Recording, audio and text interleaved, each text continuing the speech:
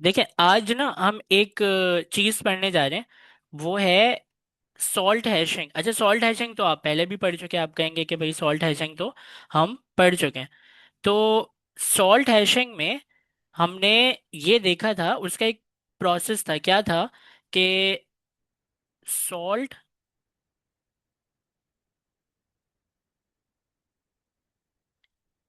Hashing, ये जो salt hashing है इसके अंदर आप किस तरह काम कर रहे थे। आप एक यूजर से पासवर्ड लेते हैं।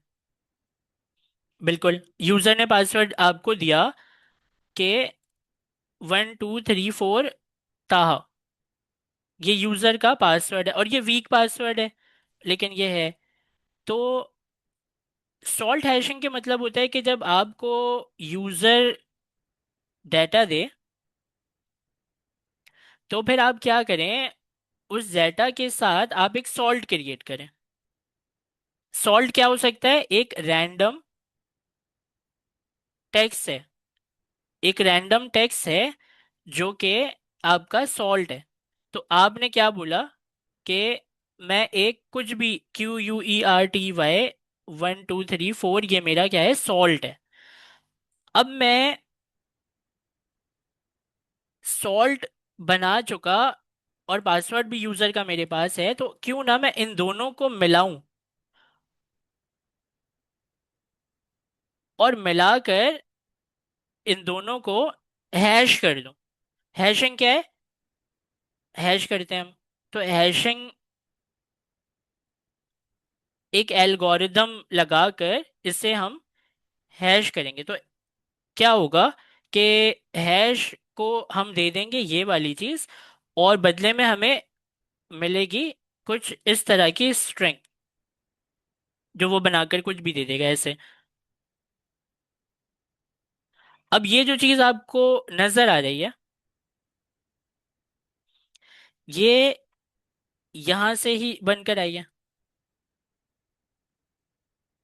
तो इसके मतलब ये हुआ कि आप जो हैश बनाते हैं, मतलब ये वाली चीज, ये एक्चुअल में इसकी ही शक्ल होती है। ताहा 1234 ऐसा बन जाता है। तो इसमें प्रोसेस को अगर हम काउंट करें ना, तो हमें क्या करना पड़ता है? सबसे पहले हम यूजर से कहते हैं पासवर्ड दो। फिर हम एक खुद का सॉल्ट बनाते हैं। अच्छा, ये यूनिक होता है हर दफा, नया एक इसके अंदर सॉल्ट क्रिएट होता है। फिर हम उन दोनों को मिलाकर एल्गोरिदम लगाकर उसे हैश कर देते हैं। तो जो हैश हुई हुई चीज है उसे हम डेटाबेस में सेव करते हैं, और होता ये यही है। मतलब जो ये आपको नजर आ रहा है, इसके साथ अगर आप प्लस कर दें सॉल्ट को, तो ऐसे करके बन जाता है कुछ। इसको हम कहते हैं क्या? Salt hashing. तो ये प्रोसेस आपने किया है या नहीं किया है? आपने, याद है ना? और जी जो जी। ये प्रोसेस आपने किया है, इसमें आपने यही किया है। आपने, हम कब बनाते हैं सॉल्ट? जब वो पासवर्ड देता है हमें। तो ये पासवर्ड हमें कब देता है? साइन अप के टाइम पर देता है। आइए जरा साइन अप के अंदर चलते हैं। साइन अप का कंट्रोलर में जाता हूँ, सबसे ऊपर होगा साइन अप। साइन अप में देखें, ये यूजर ईमेल दे रहा है, यूजर नेम दे रहा है, पासवर्ड दे रहा है। और नीचे आते हैं, यहाँ देखें हम सॉल्ट बना रहे हैं, और यहाँ हम एल्गोरिदम लगाकर हैश कर रहे हैं, और फिर हम उसको हैश पासवर्ड के नाम से डेटाबेस में सेव कर रहे हैं। तो ये जो डबल डबल स्टेप है ना, एक ये वाला स्टेप और एक ये वाला स्टेप, एक पैकेज है जिसका नाम है बाइक्रिप्ट। अच्छा, वो जो बाइक्रिप्ट है वो क्या करते हैं? वो ये करता है कि npm खुद ही पासवर्ड सजेस्ट करेगा ये। A library to help you hash password. इसमें एक आपका स्टेप जो है ना वो कम हो जाता है। अच्छा, ये मैंने वैसे रैंडमली वो नहीं किया सेलेक्ट, क्योंकि ना देखें 31 लाख 31 लाख डाउनलोड होता है ये पैकेज वीकली। एक हफ्ते में 31 लाख डाउनलोड अभी भी इसके हैं। तो मतलब डेवलपर इसको बहुत ज्यादा यूज करते हैं पासवर्ड सिक्योर करने के लिए। तो इसका काम क्या है कि जो बीच का सॉल्ट करने वाला प्रोसेस है ना, वो ये खुद कर देता है। मतलब अगर हम इधर आए आकर, मैं आपसे ये कहूं कि ये जो सॉल्ट है, ये आप यहां से हटाएं, ये सॉल्ट यहां से हटा दें, और ये सॉल्ट यहां से हटा दें। अब जो आपका पासवर्ड है वो डायरेक्ट आपको ऐसा मिलेगा, इस तरह। तो आप कहेंगे कि ये तो, ये चीज जो मिल रही थी, ये तो इसके अंदर सॉल्ट भी ऐड हो रहा था। तो सॉल्ट बिल्कुल ऐड हो रहा था। ये जो बाइक्रिप्ट है ना, बी क्रिप्ट कह लें, बाइक्रिप्ट जो भी है, तो ये क्या करता है, ये सॉल्ट खुद करता है। ये कहता है मुझे सिर्फ पासवर्ड दो, सॉल्ट मैं खुद करूंगा, और हैश भी मैं खुद ही करूंगा, आपको फाइनल ये दे दूंगा। मतलब आप पासवर्ड दो, मैं आपको ये देता हूँ। तो अगर ऐसा है तो हमें डेटाबेस में भी सॉल्ट सेव करने की जरूरत नहीं है। ये तो बड़ा आसान हो गया, डेटाबेस में भी सॉल्ट नहीं चाहिए, और सॉल्ट और हैश ये खुद ही करके दे रहा है। लेकिन सर सिक्योरिटी का इशू नहीं आ जाएगा? सिक्योरिटी का भी इशू नहीं है, क्यों? क्योंकि हर दफा सॉल्ट की क्या चीज है कि आप हर दफा यूनिक सॉल्ट जनरेट करते हैं, ये भी यही करता है। हर दफा उसको हैश करते हैं, ये भी यही करता है। तो ये दोनों काम ये करके आपको दे रहे हैं, और आपको ये मिल जाता है। आप डेटाबेस में ये सेव करें। आपने सिक्योरिटी को स्ट्रॉन्ग करने के लिए एक्चुअल पासवर्ड सेव ना करके ये सेव किया है ना, तो अभी भी आप यही सेव कर रहे हैं। बाइक्रिप्ट जो आपको देगा, आप उसको ही सेव करेंगे। और फिर वापस इसको ऐसे कैसे बनाएंगे, उसके लिए भी कोई मेथड दिया हुआ है इसने कि आप ये सर वाली तो चीज दें। हैशिंग सॉल्ट की नीड नहीं है हमें क्या? अगर हम ये यूज करें तो हमें नहीं होगी नीड। और वरना सॉल्ट की नीड कब होती है सर? जब आप मैनुअल करना चाहें। जब अपने डेटाबेस में रखना चाहिए, मेरा ख्याल ठीक है। है ना? अभी भी अपने डेटाबेस में रखेंगे आप, ये अभी भी लेकिन रखा है सर, हमारे डेटाबेस में सॉल्ट भी आ रहा है और हैश भी आ रहा है ना। आ रहे बाइक्रिप्ट के बाद भी जी। आएगा। लेकिन बाइक्रिप्ट ने बोला कि भाई सॉल्ट तो मैं संभाल रहा हूँ ना, तो एक्स्ट्रा कोड आप हम्म। क्यों कर रहे हो? आप अपने डेटाबेस में क्यों कर सॉल्ट ठीक। को सेव कर रहे हो, या फिर आप सॉल्ट को प्लस करके मतलब अपने वो हम दो पासवर्ड दो के साथ। दफा उसको करवा रहे हैं, वही चीज जो है वो समझे उसको डिकोड कर रहे हैं, जबकि वो एक ही दफा में हो सकता है। तो हम ये करने जा रहे हैं आज, कि हम क्या ठीक है। करने जा रहे हैं, प्रोसेस बाइक प्रोसेस एक पे एक लोड। स्टेप कम हो जाएगा, लोड भी कम हो जाएगा, ठीक। लॉजिक कम हो जी जाएगी। सर। तो हम ये करते सर हैं। तो फिर इसके लिए तो हमारे स्कीमा सब चेंज होगा, क्योंकि हमारे स्कीमा में भी हम लोगों ने सॉल्ट रखा हुआ है। स्टेप बाय स्टेप चलते हैं ना, देखें। ये ठीक। तो ठीक। हमें समझना पड़ेगा कि कहाँ तक हमें अभी जाना है वापस। तो सबसे पहले हमें ये देखना है कि अ, ये पासवर्ड हमें मिलता कब है। ये हमें मिलता है साइन अप के टाइम पर। तो सबसे पहले तो साइन अप में होगी चेंजिंग, है ना, साइन अप में चेंजिंग होगी। अच्छा, साइन अप के बाद हम उसको लेकर जाते गए, साइन अप जब करवाते हैं तो हम उससे लेकर जाते हैं डेटाबेस में रखने। तो डेटाबेस के अंदर टेबल है। टेबल जो है वो एक स्कीमा से बना है, तो मतलब स्कीमा में चेंज, स्कीमा कौन से स्कीमा में, डेटाबेस के स्कीमा में भी चेंजिंग आएगी। अच्छा, जब डेटाबेस की स्कीमा में चेंजिंग हो गई, और साइन अप करते टाइम आपने डेटाबेस में सेव भी करा दिया, यहां पर लिख देते हैं सेव इनटू डीबी, और डेटाबेस स्कीमा चेंज। तो ये दो काम करते हैं, और लोड भी कम हो जाएगा हमारा। चले आए, ये दो काम करके पहले बाइक्रिप्ट को तो अब अप्लाई करते हैं, पुराना वाला जो मेथड है हमारा मैनुअल वाला, उसको कम करते हैं। तो सबसे पहले हमें कहाँ जाना है, साइन अप के पास। अच्छा, ये राउट में चलते हैं जहाँ पे एपीआई है। ये एपीआई है, इसके अंदर साइन अप का फंक्शन है, ये फंक्शन कंट्रोलर में है। तो कंट्रोलर में आ गए, सबसे ऊपर चलते हैं। ये रहा साइन अप फंक्शन, मैं यहाँ पर सेपरेटर लगा देता हूँ ताकि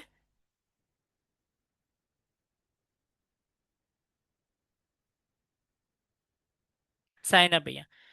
अच्छा, साइन अप में रिक्वेस्ट डॉट बॉडी आती है, इसमें पासवर्ड आता है, ठीक है, उसको हम चेक करते हैं पासवर्ड को कि ये पासवर्ड हमारे पास टेबल के, सॉरी ईमेल चेक करते हैं कि ईमेल हमारे पास ये है कि नहीं। अगर नहीं है तो एरर देते हैं, अगर है तो हम सॉल्ट क्रिएट करते हैं।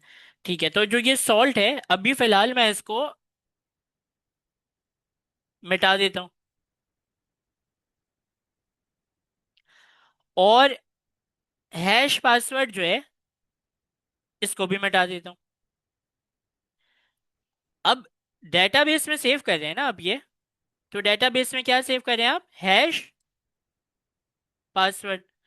इसको हमें हैश करके देना है ना, और हमारे पास अभी हैश है नहीं, हमारे पास डायरेक्ट आ रहा है। ये जो पासवर्ड है ये डायरेक्ट आ रहा है, और आपको सेव कहाँ करना है, यहाँ पर करना है हैश करके। तो बीच में यहाँ पर कहीं हमें हैशिंग करनी पड़ेगी, जो कोड हमने अभी मिटाया है वो हैशिंग का कोड था, और वो यहाँ हमें बीच में करनी है। मैंने आपको ये बोला कि हम बाइक्रिप्ट का यूज करके इसको हैश करेंगे। तो आए ज़रा npm के पैकेज में चलते हैं और देखते हैं कि ये डाउनलोड कैसे होता है।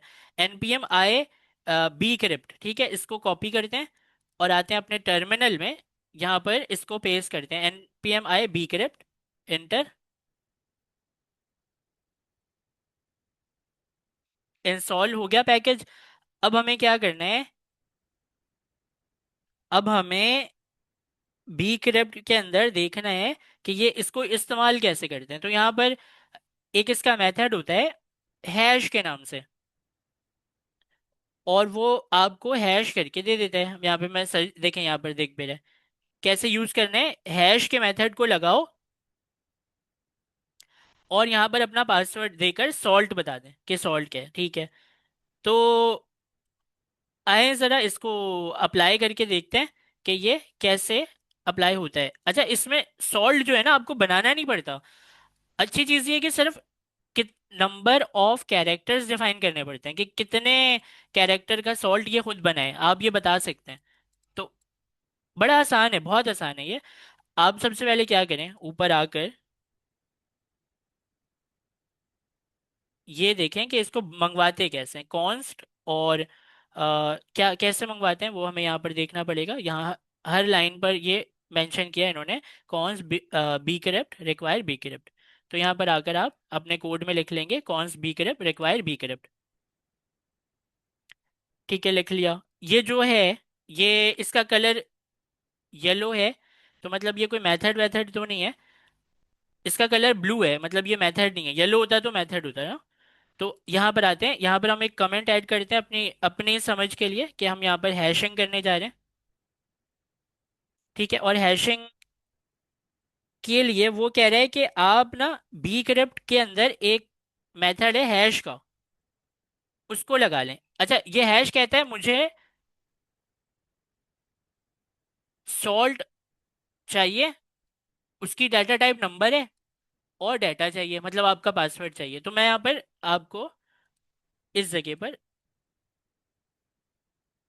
समझाने के लिए यहाँ पर मैं लिख देता हूँ कि इसको चाहिए यहाँ पर पासवर्ड, और इसको चाहिए यहाँ पर नंबर ऑफ कैरेक्टर।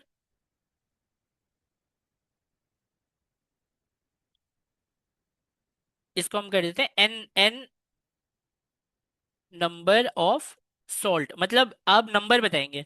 जैसे होता है ना, मैं अगर यहाँ पर 1 या 3 लिखूंगा तो वो 3 कैरेक्टर के सॉल्ट बनाएगा जो कि बहुत वीक है। तो मिनिमम आप 10 कैरेक्टर के सॉल्ट को बना, सॉल्ट को वो खुद बनाएगा, लेकिन आपसे पूछ रहा है कि कितने कैरेक्टर के सॉल्ट को मैं बनाऊं। तो आप उसको बता सकते हैं 10 number of character, 20 number of character, इस तरह आप बता सकते हैं उसको। तो पासवर्ड की जगह हमें क्या लाकर देना है इसको, पासवर्ड। आइए जरा पासवर्ड देते हैं, पासवर्ड यहाँ पर मिल रहा है ना आपको, इसको कॉपी करते हैं जो कि यूजर दे रहे हैं हमें, और यहाँ लाकर लगा देते हैं, ये रहा पासवर्ड आ गया। अच्छा, एन नंबर ऑफ कैरेक्टर, कितने कैरेक्टर का सॉल्ट बनाना है, तो मैं इसको कहूंगा 10 कैरेक्टर के सॉल्ट को बना दो। अब ये क्योंकि एक्सटर्नल सर्विस है bcrypt, तो ये क्या करता है, ये आपके पासवर्ड को लेकर अपने सर्वर पर जाएगा, सॉल्ट क्रिएट करेगा, हैश करेगा, वापस लेकर आएगा। तो ये जाने और आने में आपको अवेट लगाना पड़ेगा। और कॉन्स्ट के साथ एक वेरिएबल बनाए, और वेरिएबल का नाम वही रख दें, हैश पासवर्ड, क्योंकि हैशिंग तो हो गई ना। तो ये bcrypt ने क्या किया, हैश करके दे दिया आपको। बस इतना सा काम था। सॉल्ट वाली लाइन हमने मिटा दी और bcrypt वाली लाइन लगा ली। अगला काम क्या है, डेटाबेस स्कीमा चेंज। अब डेटाबेस स्कीमा के अंदर क्या चेंजिंग आएगी, असल में हम यहाँ पर सॉल्ट खुद क्रिएट कर रहे थे, अब हम सॉल्ट क्रिएट नहीं कर रहे। तो जब हम सॉल्ट क्रिएट नहीं कर रहे तो हमारे डेटाबेस में भी सॉल्ट सेव नहीं करेंगे। तो मॉडल में चलते हैं वापस। तो ये मेरे डेटाबेस का स्कीमा है, और इसमें यूजर टेबल के अंदर आपको ये सॉल्ट नजर आ रहे हैं ना। तो हम क्या करेंगे, इस सॉल्ट को यहाँ से मिटा देंगे। तो मिटा दिया, अब मुझे सॉल्ट को सेव करने की जरूरत नहीं है। अब मुझे क्या करना है, अब मुझे टेस्ट करना है, इसको साइन अप करके टेस्ट करना है। तो हमें सर आन- इसको आपको स्कीमा चेंज हुआ है पहले पुल करना होगा ना। सब करेंगे। तो क्या है कि सबसे पहले तो हम कंटेनर चला लें, डॉकर को देखें चल भी रहा है कि नहीं, क्योंकि डॉकर मेरा ख्याल है बंद है।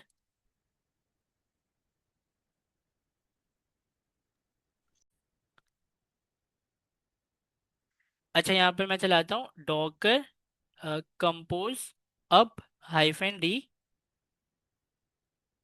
कंटेनर तो ऑन हो गया। अब हमें ये करना है कि अपने सर्वर को, एपीआई वाले सर्वर को भी चला लेते हैं। तो node -watch index dot JS, एक टर्मिनल और लेते हैं। यहाँ पर npx ड्रिजल किट पुश, ये करना ज़रूरी है। ये शायद हमसे सवाल भी पूछे, हाँ देखें सवाल पूछ रहे हैं ना। ड्रिजल का ये जो है ना बड़ा अच्छा सिस्टम है कि ये समझ जाता है और पूछता है कि आप कुछ कॉलन रिमूव करना चाह रहे हैं, तो आप इसको क्लिक करें, I want to remove one colon, तो मैं नीचे आकर यस करूँगा। तो चेंजेस अप्लाई हो चुके हैं। अब यहाँ पर मुझे इस स्टूडियो को चला कर देखना है कि वहाँ पर सॉल्ट जो है नहीं आना चाहिए। तो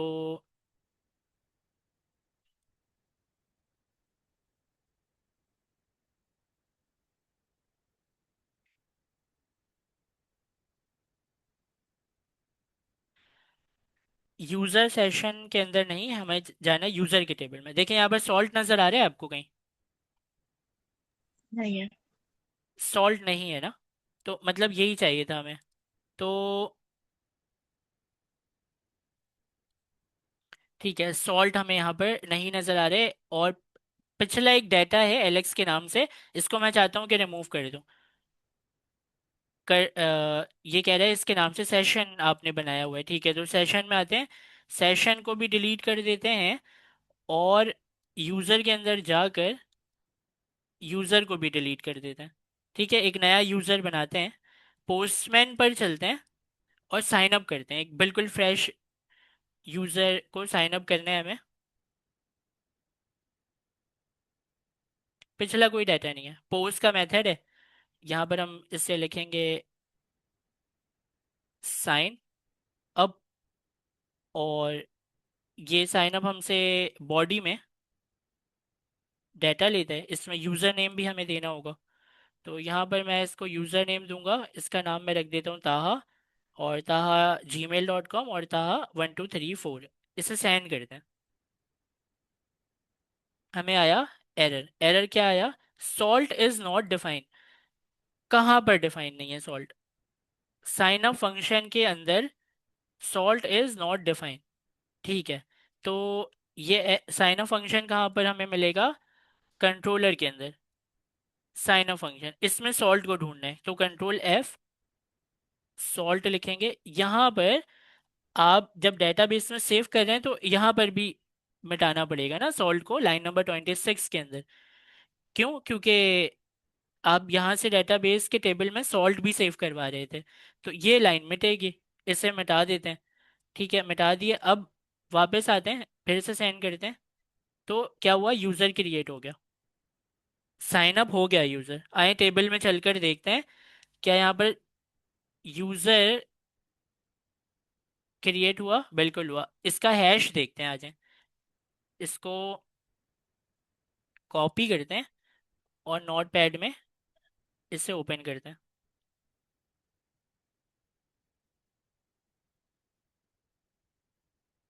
ये देख रहे हैं, ये जो आपको मिला है ये उसने खुद बना कर दिया है। Symbol number character, symbol number number, symbol character character number, छोटा कैरेक्टर बड़ा कैरेक्टर। इसने खुद ही करके दिया, ये जो भी करे बड़ा स्ट्रॉन्ग एक उसने बनाकर हैश आपको दे दिया है। इसमें फॉरवर्ड स्लैश भी है, इसमें डॉट भी है, इसमें छोटे कैरेक्टर बड़े कैरेक्टर, मतलब काफ़ी उससे अच्छा एक हैश पासवर्ड आपको बनाकर दे दिया। तो ये है सर आपने आपका बी करप्ट। तो हमने अपने एपीआई के अंदर, ऑथेंटिकेशन के अंदर, हमने ये कर लिया है कि नंबर वन जो स्विच टू बी क्रिप्ट था वो तो हमने कर लिया है, और ये किस लिए? For proper password hashing. तो ये हो गया हमारा कंप्लीट।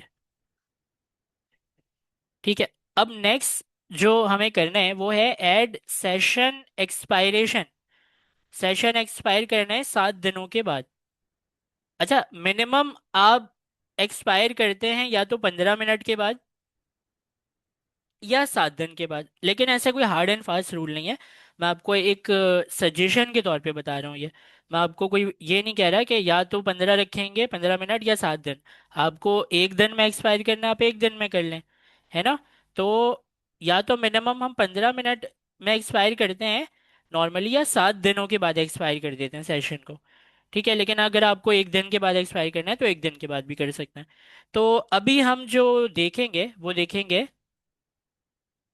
इसे, कि सेशन को एक्सपायर करना है हमें क्या, 7 दिनों के बाद। ये बात आपको समझ आ रही है? अच्छा, अब हमारा काम है कि हम सेशन एक्सपायरेशन जो है ये ऐड करें अपनी एपीआई में। सेशन एक्सपायरेशन को ऐड करने से पहले मैं आपसे ये पूछूंगा कि सेशन आ कहाँ से रहे। सेशन आ कहाँ से रहे? सेशन जो है वो आ रहा है आपके लॉगिन करते हुए। आप लॉगिन करते हैं, सेशन आपको मिल जाते हैं। तो ये जो मैंने लॉगिन किया है ये मैं किसके पर्पज बिहाफ में कर पा रहा हूँ? ये मैं कर पा रहा हूँ यूज़र नहीं, ईमेल और पासवर्ड देकर। ठीक है। तो जैसे ही मैं ईमेल और पासवर्ड देता हूँ लॉगिन को, तो लॉगिन क्या करता है, वो मुझे सेशन को क्रिएट करके दे देता है। इस चीज़ को आपने देखा है, बनाया है आपने, देखा है बिल्कुल। तो यहाँ पर हमें इस चीज को,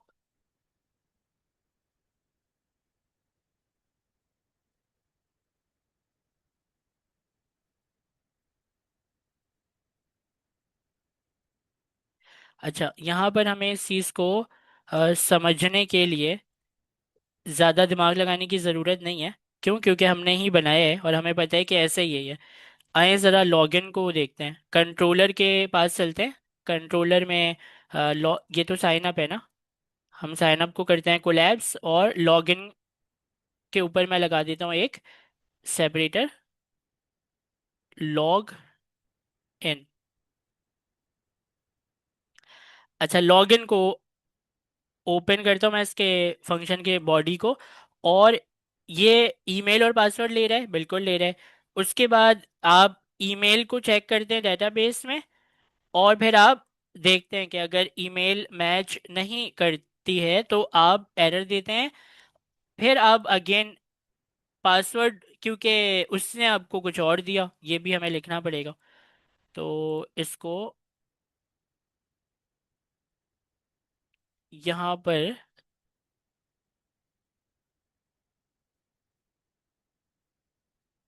आप लिखेंगे ताहा 1234 उसने आपको दिया, लेकिन जो एक्चुअल आपका पासवर्ड था वो ये नहीं था, वो तो कुछ और ही है ना। वो कुछ और ही है, तो इससे मैच करने के लिए आपको इस चीज को दोबारा से क्या करना पड़ेगा, हैश करना पड़ेगा। अच्छा, जब आप इसको हैश करेंगे तो हैश करके आपको ये मिल जाता है। तो ये एक पूरा प्रोसेस आपको करना पड़ेगा कि पासवर्ड ले लें यूजर से और हैश करें और इसको इससे मैच कर लें जो आपको मिला और जो आपके डेटाबेस में है।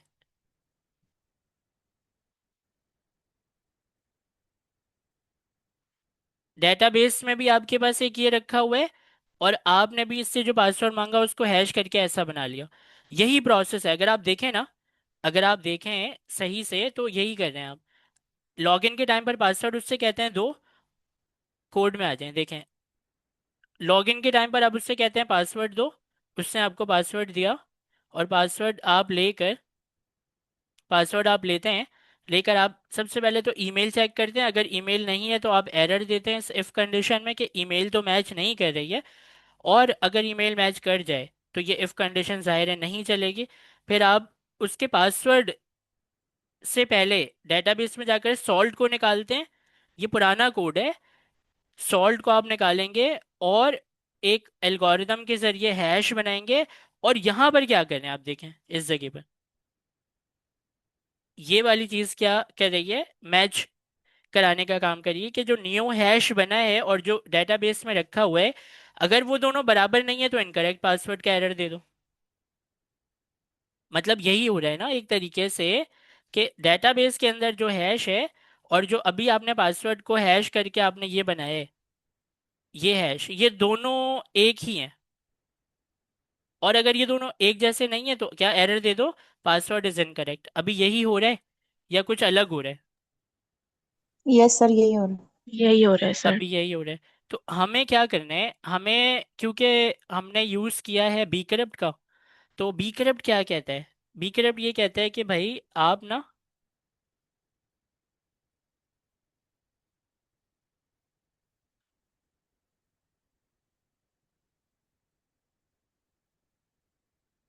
आप लॉगिन करते टाइम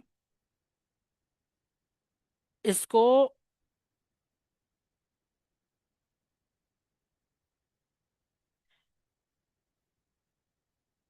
कंपेयर करें।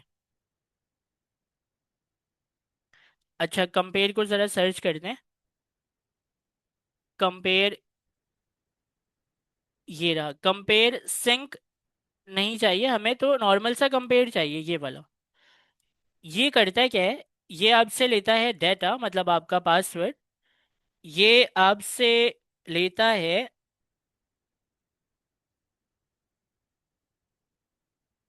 आपके डेटाबेस में रखा हुआ पासवर्ड।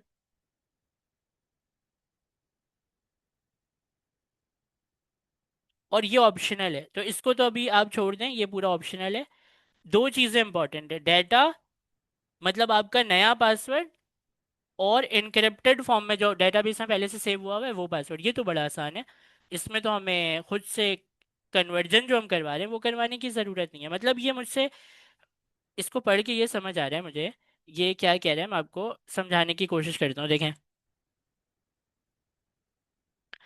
ये कह रहा है कि अगर आप बी क्रिप्ट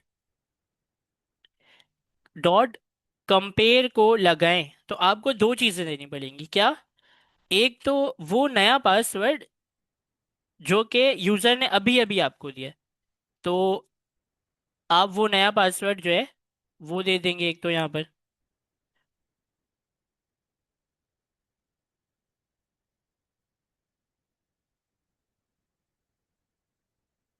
अच्छा, एक सेकंड, कलर को ना हमें चेंज ही करना पड़ेगा। ये ठीक है। तो एक तो नया यूजर ने जो भी पासवर्ड दिया है वो, और जो डेटाबेस में रखा हुआ पासवर्ड है ना, वो आप दे दें। तो ये भी मुझे देना होगा ऐसे, थोड़ा छोटा कर दूं यहाँ पर, वो भी देना होगा मुझे। जब मैं डीक्रिप्ट को जब मैं बीक्रिप्ट को ये दो चीजें दे दूंगा, तो बीक्रिप्ट क्या करते हैं, मैं थोड़ा सा एडजस्ट कर दूं ताकि हम ना।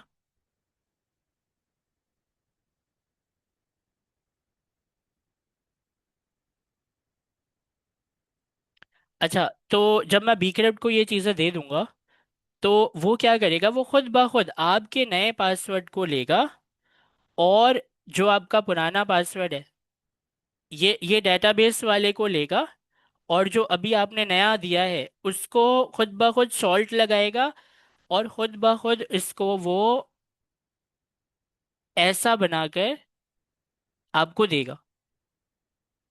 अच्छा, और देगा नहीं कि ये लो अब आप आगे का काम खुद करो, ऐसा नहीं है। इसमें एक स्टेप और ज्यादा इन्होंने आगे जाके काम किया। इन्होंने बोला कि आप नया पासवर्ड दे दें लॉगिन करते टाइम, जो यूजर दे रहा है ना कि भाई मेरा ये पासवर्ड था, वो जो दे रहा है वो दे दें, और जो डेटाबेस में मैंने आपको हैश दिया है वो भी दे दें। जब आप ये दोनों चीजें दे देंगे ना, तो मैं आपको बताऊंगा, या तो ये चीज सही है या ये चीज सही नहीं है, या तो ये ट्रू है या ये फॉल्स है। अब आप खुद बताएं कि ये बड़ा आसान नहीं है। इससे नया यूजर से बोलो कि पासवर्ड दो, और डेटाबेस में साइन अप के टाइम पे जो मैंने ये सेव किया है, ये जो मैंने सेव किया है, इसको मैं निकाल के दे दूं उसको, और जो यूजर पासवर्ड दे रहा है लॉगिन करते टाइम वो दे दूं, और इसको बोलूं कि भाई ये दोनों अब करो, जाके मैच करो, और मुझे बस बता दो, या तो ट्रू मतलब मैं समझूंगा कि सही, और सही है पासवर्ड जो इसने दिया है, फॉल्स मतलब मैच नहीं हुआ, गलत है ये। तो ये बी करप्ट का कंपेयर फंक्शन है। इसमें तो हमें ये वाली मेहनत नहीं करनी पड़ रही कि पासवर्ड लो, उसको हैश करो, नया हैश बनाओ, डेटाबेस में जो हैश है उससे जाकर कंपेयर करो कि दोनों एक जैसे हैं कि नहीं है। तो इसमें तो बहुत सारी लॉजिक कम हो जाएगी। समझ आ रहा है आपको मैं क्या कह रहा हूँ? मुझे समझाएं जरा, क्या समझ आ रहा है आपको?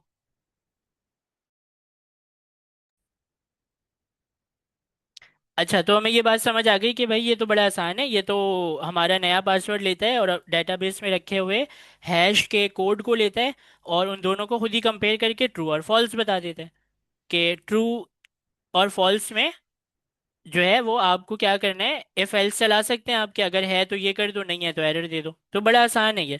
आइए जरा अपने इस वाले मुश्किल लॉजिक को अपने कोड में से हटाकर और इस आसान लॉजिक को लगा दें। तो ये हो रहा है लॉगिन के अंदर। आइए जरा लॉगिन को पढ़ते हैं, साइन अप के फंक्शन को बंद करते हैं, लॉगिन वाले फंक्शन को पढ़ते हैं। बॉडी आई ईमेल से डेटाबेस में जाकर चेक किया कि ये बंदा इस ईमेल के नाम से रजिस्टर है या नहीं है लॉगिन करते टाइम। अगर नहीं है तो एरर दिया, और अगर है तो सॉल्ट क्रिएट किया। क्या हमारे पास सॉल्ट है अभी इस वक्त? नहीं सर, नहीं है सॉल्ट। सॉल्ट। सॉल्ट लेना तो बेकार ही है ना, ये लाइन मिटेगी यहाँ से, तो ये सॉल्ट वाली लाइन यहाँ से मिटेगी। अच्छा, एल्गोरिदम जो हम बना रहे थे, ये वाली लाइन पे मिटेगी, क्योंकि अब हम इसका यूज नहीं कर रहे। अब हम बी करप्ट के पैकेज का यूज कर रहे हैं। ये कहाँ से आ रहा था? ये आ रहा था नोड के क्रिप्टो से, लेकिन अब हम इसका यूज नहीं कर रहे, तो इस वाली लाइन के इंपोर्ट को भी मिटा दें। हम अभी बी करप्ट के पैकेज का यूज कर रहे हैं।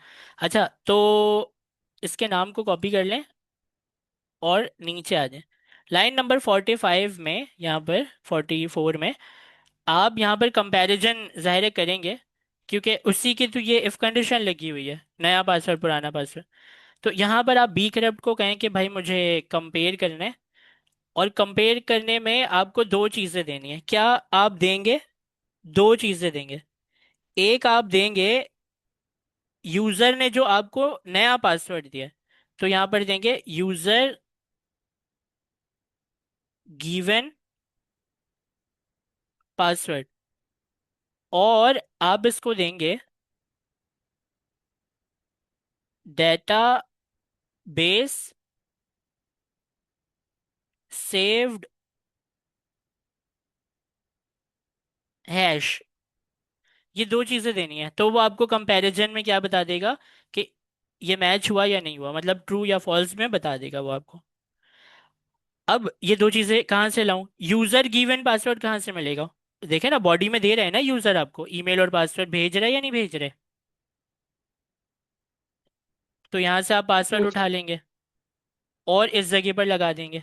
ये रहा यूजर ने जो दिया, ये यहाँ पर आ गया। अच्छा, डेटाबेस के हैश को कैसे निकालूं?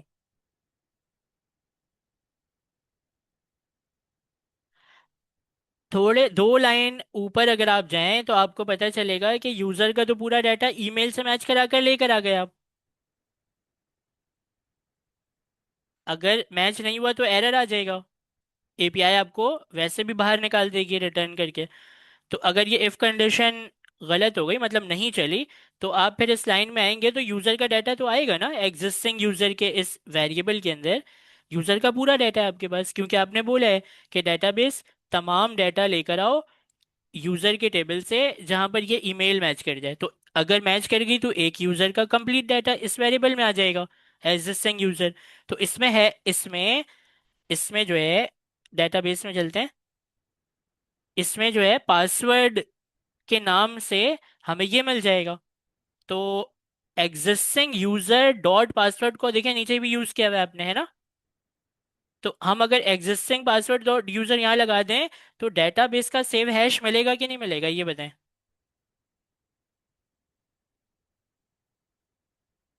जी सर, बिल्कुल मिलेगा। जी सर। यही तो देना है हमें इसको, तो हम इसको क्या करते हैं, दे देते हैं एग्जिस्टिंग यूजर डॉट पासवर्ड। ठीक है, डन, ये दोनों चीजें दे दी। अब हमें इसको एक वेरिएबल में सेव करना है, तो इसको कट करें, कॉन्स्ट, और एक अच्छा सा नाम लिख दें जैसे कि इज वैलिड पासवर्ड।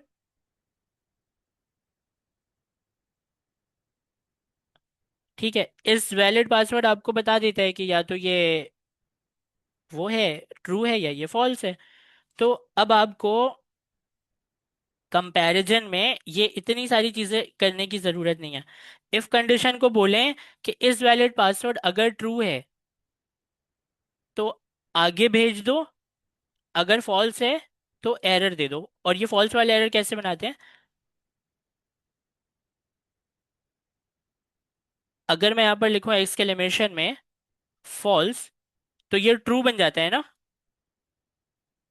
और ट्रू बन जाता है तो इफ कंडीशन चल जाती है ना? तो बस हमें यही तो चाहिए। अगर इसमें कभी फॉल्स आया तो वो खुद ब खुद ट्रू बन जाएगा और एरर क्या आ जाएगा, इनकरेक्ट पासवर्ड। पासवर्ड। और अगर ये कंडीशन नहीं चली, मतलब पासवर्ड के अंदर यहाँ पर अगर ट्रू आ गया, यहाँ पर अगर ट्रू आ गया, तो ये कंडीशन नहीं चलेगी। तो जब ये कंडीशन नहीं चलेगी तो फिर क्या होगा?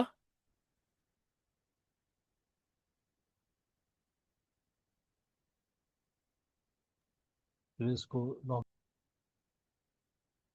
अच्छा, यहाँ इस लाइन में क्या कर रहे हैं आप, ये वाली जो लाइन है ये सेशन क्रिएट कर दिया। तो यहाँ पर आप लिख दें क्रिएट सेशन। ठीक है, और for database, for user into database. ठीक है, तो और यहाँ पर क्या किया है आपने, इस इफ कंडीशन का ताल्लुक इस वाली लाइन से है ना, तो इन दोनों लाइनों के बीच में गैप को खत्म करें। ठीक है, क्योंकि ये आएगा तो इसकी इफ कंडीशन चलेगी। यहाँ पर एक कमेंट और ऐड करते हैं, इसको लिखते हैं कि password checking from by crypt. ठीक है, तो बी क्रिप्ट है, ये बाई क्रिप्ट नहीं है। तो ठीक है, password checking from by crypt, ये वाली लाइन हो गई। और यहाँ पर क्या हो रहा है, अब आप बताएं इस कोड में क्या हो रहा है। जी सर, सेशन क्रिएट करेंगे। सेशन को क्रिएट डेटाबेस। करते टाइम हम क्या दे रहे हैं, आईडी दे रहे हैं, है ना। तो इसके मतलब ये हुआ कि यूजर की जो आईडी है उसमें तो कोई चेंजिंग नहीं है। अगर पासवर्ड मैच नहीं हुआ तो पहले ही उसको निकाल के बाहर कर दिया जाएगा, इस रिटर्न की हेल्प से इनकरेक्ट पासवर्ड का एरर आ जाएगा। अगर पासवर्ड सही है तो फिर सेशन बनने दिया जाए। फिर हैशिंग वैशिंग से सेशन बनने का कोई ताल्लुक नहीं है ना। हम इसको दे रहे हैं यूजर की आईडी और एक सेशन क्रिएट कर रहे हैं, क्योंकि देखिए ना, उससे यूजर ने पासवर्ड भी सही बताया, यूजर ने ईमेल भी सही बताई, इसको भी मिला देते हैं आपस में। यहाँ पर भी मैं एक कमेंट ऐड कर देता हूँ कि email checking from email checking into database. तो ईमेल यूजर ने क्या किया, ईमेल भी सही बताया, यूजर ने पासवर्ड भी सही बताया। तो जब दोनों चीजें सही बता दी हैं तो फिर आप सेशन बना देना। आईडी यूजर की चेंज तो होगी नहीं क्योंकि यूजर का डाटा है हमारे पास। तो फिर यहाँ पर सेशन बना देंगे। तो मेरा ख्याल है कि ये लॉजिक हो गई कंप्लीट और सेशन भी बन गया। अब जब सेशन बन गया तो अगला काम क्या है, अगला काम ये है कि जब सेशन बने तो हाथ के हाथ सेशन को एक्सपायर भी किया जाए। जैसे सेशन बना लॉगिन होते टाइम, वैसे ही एक्सपायरेशन का टाइम भी डिसाइड हो जाए कि 7 दिन के बाद इसी टाइम पे ये एक्सपायर भी होना चाहिए। तो एक्सपायरेशन का जो टाइम है ना, वो पहले से ही वो पहले से ही क्या किया जाएगा, आपको यहाँ पर लिख कर दे दिया जाएगा। अभी लॉगिन किया, अभी से 7 दिन के बाद पैकेज कराते हैं ना महीने का, तो क्या होता है, अभी 10 बजे रात को कराया तो वो बताते हैं अगले महीने 10 बजे रात को एक्सपायर हो जाएगा। 9:59 तक चलाते रहे, 10 बजे अगले महीने एक्सपायर हो जाएगा, ऐसे ही होता है ना। तो यही करना है हमें। सोचे ना, ये जो मोबाइल पैकेज हम कराते हैं, तो वो बंदा तो नहीं बैठा होगा कि ताहा ने मोबाइल पैकेज कराया है और इसको याद रखना है, कि वो बताएगा अपने बॉस को जाके कि ताहा का मोबाइल पैकेज कल अच्छा, तो हमें यहाँ पर क्या करना है कि ये जो बीक्रिप्ट है इसको हमने लगा लिया है, और इससे कंपैरिजन जो हमने की है, तो उसको टेस्ट भी करना चाहिए हमें। तो टेस्ट करने के बाद हम सेशन एक्सपायरेशन का जो काम है वो कर लेंगे।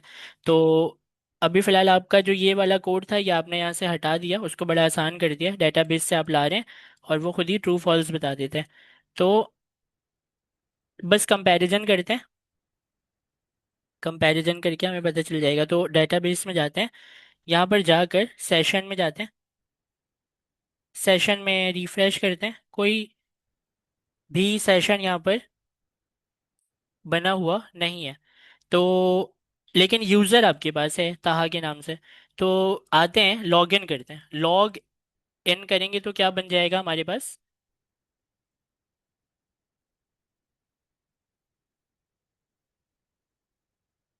सेशन बन जाएगा, ईमेल और पासवर्ड। ये जो ईमेल और पासवर्ड है ना, ये आपने दे दिया है, लॉगिन दे दिया है, पोस्ट का मेथड है, मैं इसे सेंड कर रहा हूँ। 200 हो गया, ठीक है। 200 के रिस्पॉन्स के ऊपर आपको एक आईडी बनकर मिली, वेलकम टू वेबसाइट, लॉगिन कर गए आप लॉगिन कर गए। लॉगिन कर गए का मतलब आप समझ रहे हैं।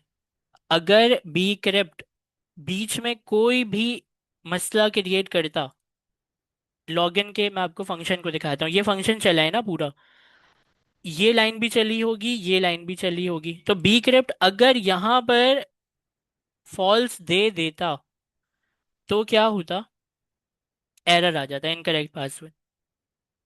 चेक करें, चेक करते हैं। सेशन को जाकर सेशन के टेबल में जाते हैं, सेशन को डिलीट करते हैं, वापस आते हैं। यहाँ पर आईडी में, नहीं, यहाँ पर पासवर्ड में एक कैरेक्टर ज़्यादा कर देता हूँ, 5 कर देता हूँ। सेंड करते हैं, और हमें फिर भी बनकर मिल गया। ऐसा क्यों हुआ?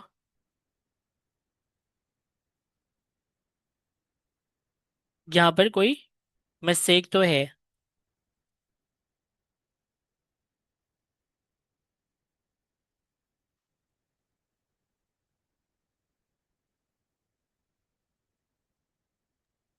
लॉजिक में मिस्टेक होगी सर। लॉजिक में मिस्टेक है हमारे पास, यहाँ पर लॉजिक में मिस्टेक है। ऐसी इफ कंडीशन हमने नहीं लगाई। हमने शायद यहाँ वहाँ पर लॉजिक में ये बोला है कि पासवर्ड हो तो फिर आगे जाने दो। हमें वहाँ पर एक इफ कंडीशन शायद लगाना पड़ेगी कि अगर पासवर्ड जो डेटाबेस में जो भी आया है वहाँ से ट्रू फॉल्स होकर, उसको भी मैच करना पड़ेगा कि एक सेकंड रुक जाए, देखते हैं। जी, तो यहाँ पर हमने गलती क्या की कि जब भी bcrypt को यूज़ करेंगे तो आपको अवेट लाजमी लगाना है, क्योंकि इसका जो प्रोसेस है वो होता है। आपका पासवर्ड लेता है, हैश को लेता है, फिर जाकर सॉल्ट को निकालता होगा, उसके बाद जो भी सॉल्ट है उसके बिहाफ में हैशिंग को दोबारा बनाता होगा, कंपैरिजन करता होगा। तो उसमें टाइम लगेगा ये सब करने में, इसलिए आप अवेट लगाएंगे तो ये लाइन रुकेगी। और इस लाइन को रोकना बहुत जरूरी है। ये लाइन रुकेगी तो क्या होगा, इसके अंदर सही जवाब आएगा इस वेरिएबल में, इज वैलिड पासवर्ड में, या तो ट्रू या फिर फॉल्स। तो जब रुकेगी और सही जवाब आएगा तो इफ कंडीशन फिर चेक होगी। अभी हो क्या रहा था कि ये लाइन आप यूं समझें कि ये लाइन जो है इसके अंदर बाय डिफॉल्ट कुछ आ जा रहा होगा। तो बाय डिफॉल्ट जो भी आ रहा था वो इस वाली चीज को बाईपास करके उसको यहाँ पहुंचा दे रही थी। तो हमने अवेट नहीं लगाया था, अवेट लगाना है आपको लाजमी, ताकि ये वाली लाइन रुके और फिर प्रॉपर इसमें जवाब है वेरिएबल में, फिर ये इफ कंडीशन चले, फिर आगे का सेशन क्रिएट हो। इसको टेस्ट करेंगे। मैंने 1 2 3 4 5 लिखा हुआ है, गलत पासवर्ड है ये। सेंड करता हूँ, तो अब यहाँ पर ये बता रहे हैं इनकरेक्ट पासवर्ड, और सेशन भी क्रिएट नहीं हुआ। हम अपने टेबल पर जाकर टेबल को रिफ्रेश करते हैं, सेशन भी क्रिएट नहीं हुआ। तो 5 को लास्ट में से मिटा देते हैं, 1 2 3 4 सही पासवर्ड है। सेंड करता हूँ, तो 200 ओके का जवाब आया, और इसमें आईडी भी क्रिएट हो गई, डेटाबेस में भी जाहिर है क्रिएट हुआ होगा ये।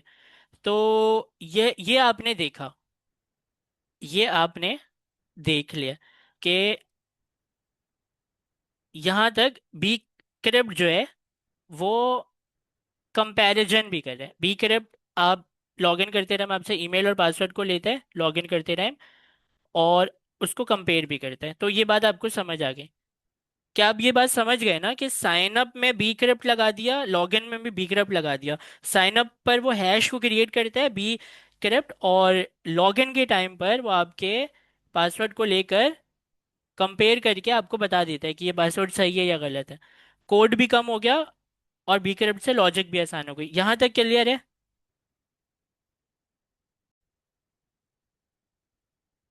अच्छा, अब हम आ जाते हैं अपने सेशन एक्सपायरेशन के ऊपर।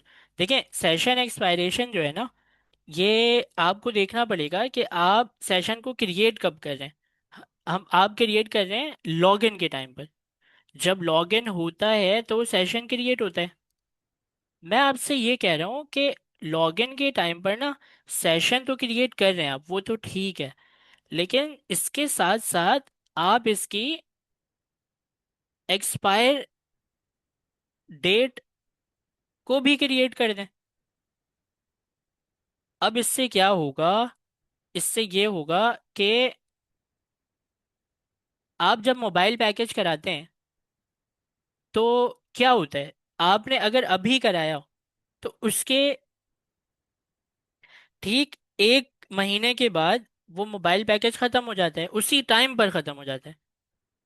जिस टाइम पर आपने सब्सक्राइब करवाया उसी टाइम पर वो खत्म हो जाता है 1 महीने बाद। तो आपको क्या लगता है, पीछे कोई बंदा बैठा हुआ होगा नोटबुक लेकर, और वो अपने बॉस को बताता होगा कि अभी अब 5 मिनट बाद इस बंदे का बंद करो, अभी 3 मिनट के बाद इसका बंद करो, ऐसे बताता होगा वो।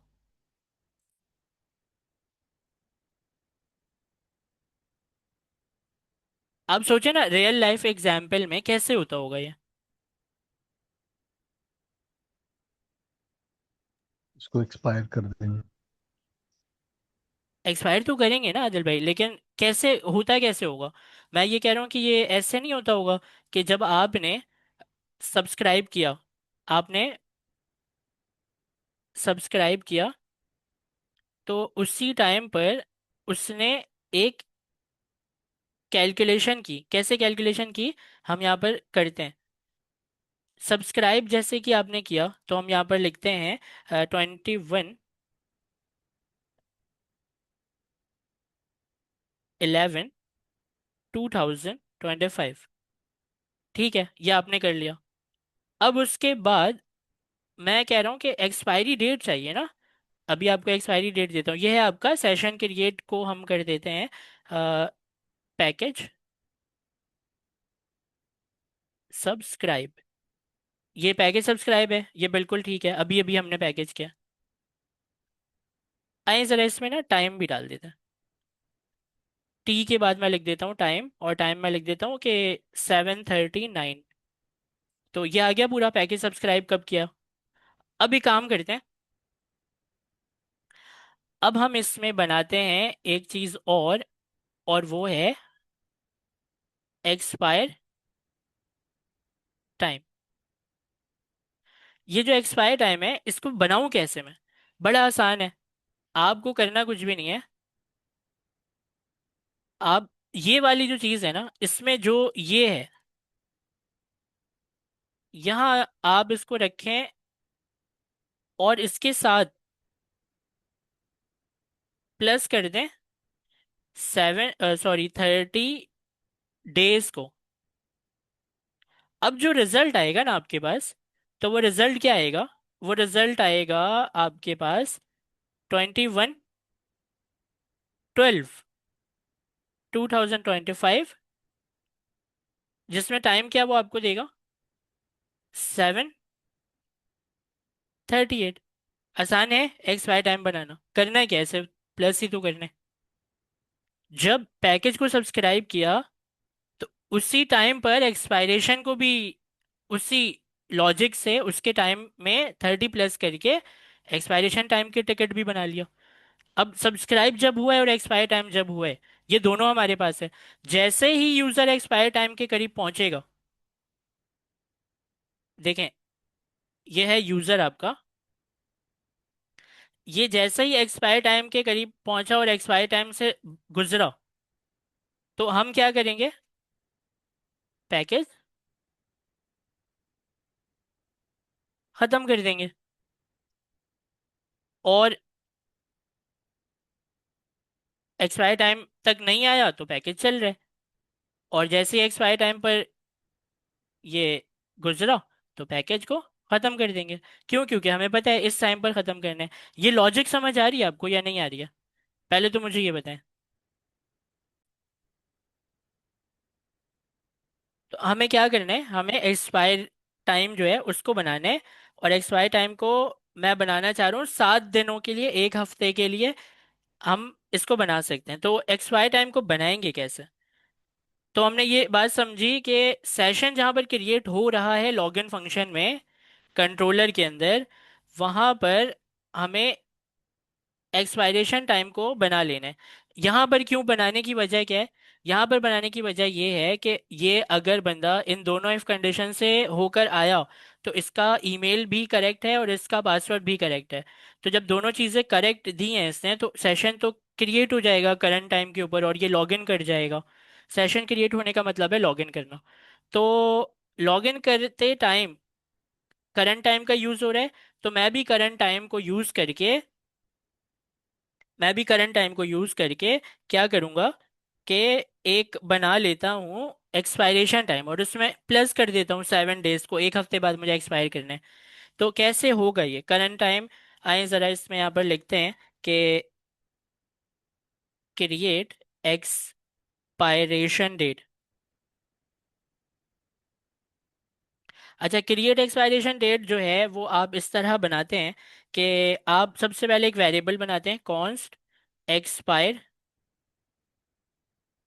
एट के नाम से बना लें। एक्सपायर एट जो है इसको आप दें जावा स्क्रिप्ट का डेट एंड टाइम वाला, डेट और टाइम वाली क्लास, जो डेट की क्लास है ना, ये आपको जो है वो डेट लाकर दे देती है। तो इसको आपने इंस्टेंशिएट कर दिया इस वेरिएबल के अंदर, और आप इसको लेट से बना लें, क्योंकि जो करंट टाइम अभी आपके पास एक्सपायर एट के वेरिएबल में आया है ना, इसको आप नीचे वाली लाइन में चेंज करेंगे। तो आप इस तरह करें कि चेंज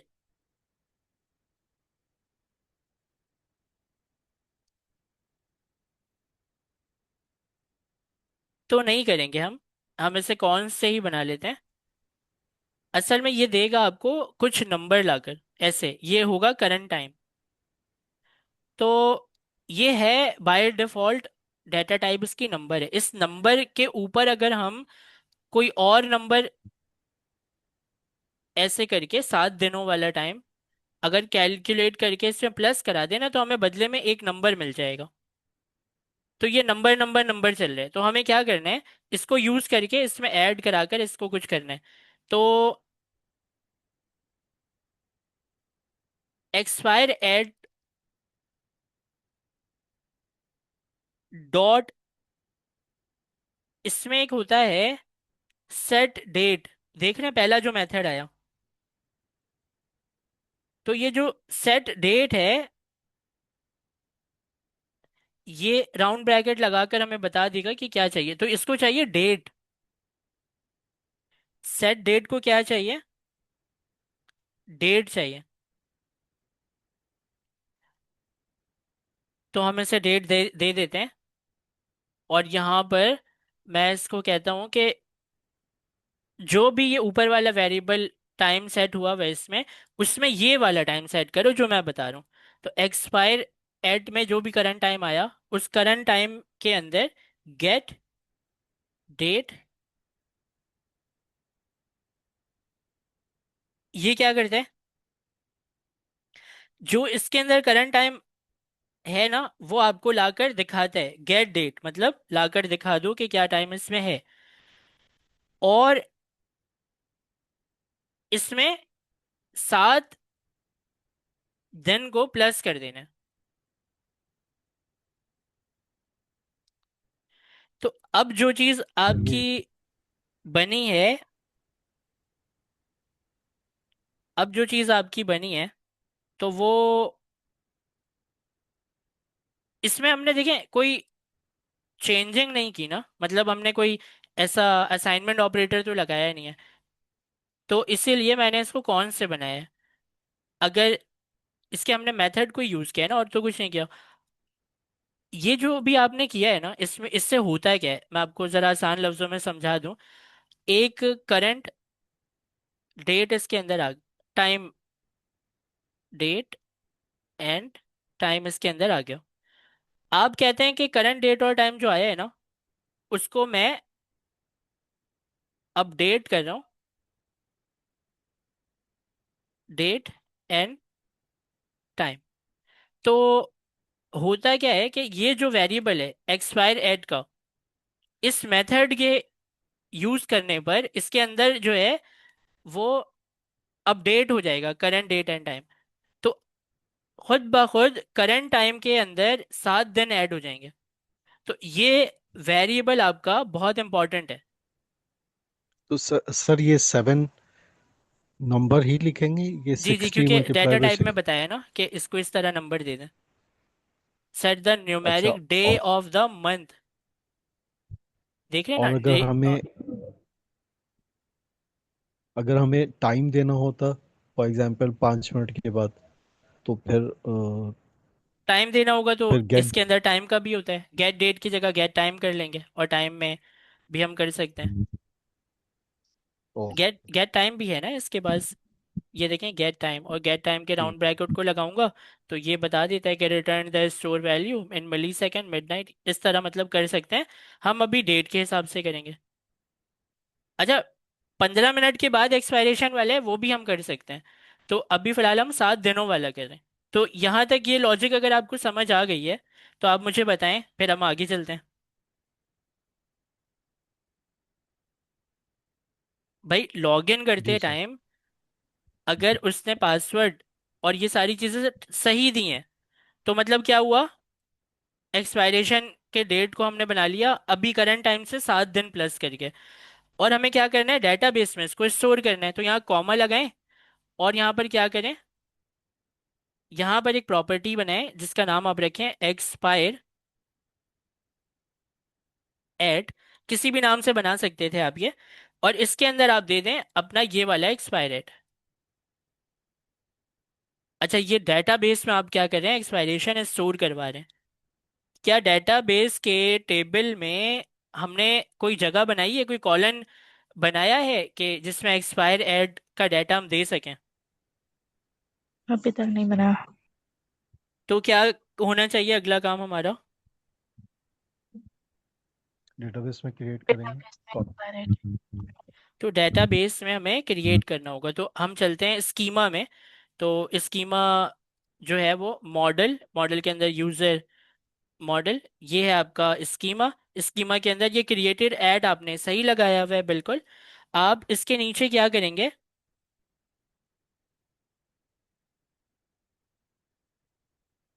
आप इसके अंदर एक्सपायर नाम वहां से कॉपी करके ले आए, कंट्रोलर में जाएं, इस नाम से हमें रखना है, इस नाम को कॉपी करें, यहाँ लाकर एक्सपायर डेट लगा दें और इसको बताएं, ऊपर वाले में कॉमा आएगा, ऊपर वाली लाइन के लास्ट में। अच्छा नीचे इसको बताएं, इसको बताएं कि भाई टाइम, इस स्टैम्प का यूज करना है आपको, और आप इसको बताएं कि ये खाली नहीं हो सकता। तो डाटा अब आ जाएगा ना, या नहीं आएगा? आ जाएगा तो ये आ जाएगा, ठीक है। हमने टेबल में भी चेंजिंग कर लिया। अब अगला काम हमारा है कि इसको क्या करना है, हमें टेबल अपडेट करने हैं। तो टेबल अपडेट करने के लिए भाई आप अपने टेबल को तो पहले रोकें, कंट्रोल सी के बटन से मैंने टेबल को रोक दिया, मतलब ड्रिजल को रोका है मैंने। फिर मैं इससे कहूँगा npx स्टूडियो पुश, मतलब npx ड्रिजल किट पुश। अब देखें ये आपको वार्निंग देकर बता रहे हैं, I want to truncate one table. अच्छा, I want to truncate one table जो भी है अब इसको कर दें, अब चेंजेस अप्लाई हो गई है। तो अब इस स्टूडियो को आप चला लें। तो इस स्टूडियो को चलाया आपने, फिर से ये लिंक ओपन कर लें और आ जाएं आप अपने टेबल में। तो यहाँ पर यूजर सेशन में एक्सपायर ऐड तो आ गया, टेबल तो नज़र मुझे आ गई है एक्सपायर ऐड के कॉलन के साथ और क्रिएटेड के कॉलन के साथ।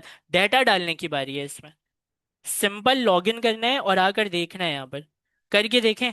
पोस्टमैन पे चलें, पोस्टमैन पर चलते हैं और लॉगिन सेट हुआ हुआ है, पोस्ट का मेथड सेट हुआ हुआ है, ईमेल पासवर्ड सेट हुआ हुआ है, सेंड कर रहा हूँ। 200 ओके का जवाब आया। 200 ओके जो है वो मुझे एक आईडी बनाकर दे रहा है। इंपॉर्टेंट क्या है, एक्सपायरेशन को देखना। तो चलें टेबल में आ गए, टेबल को रिफ्रेश किया, क्रिएटेड ऐड के डाटा को कॉपी किया और यहाँ पर लाकर अपने साथ यहाँ पर ये रख लिया। ये क्या है, पहला वाला क्रिएटेड ऐड का डाटा है ना।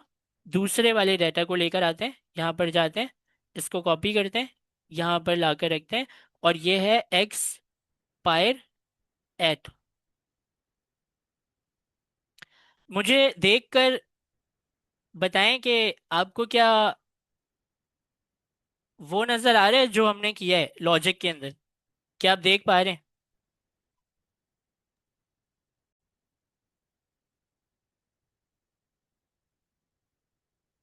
देखें, हमने यहाँ तक किया है कि आज क्रिएटेड एड तो पहले भी बन रहा था, एक्सपायरेशन जो है उसको हमने क्या किया है कि अभी बनाकर डेटाबेस में सेव कर लिया। तो आज की क्लास यहीं तक रखते हैं, और मैं आपको रिकॉर्डिंग दे दूंगा, कल हम आगे से इसके करेंगे।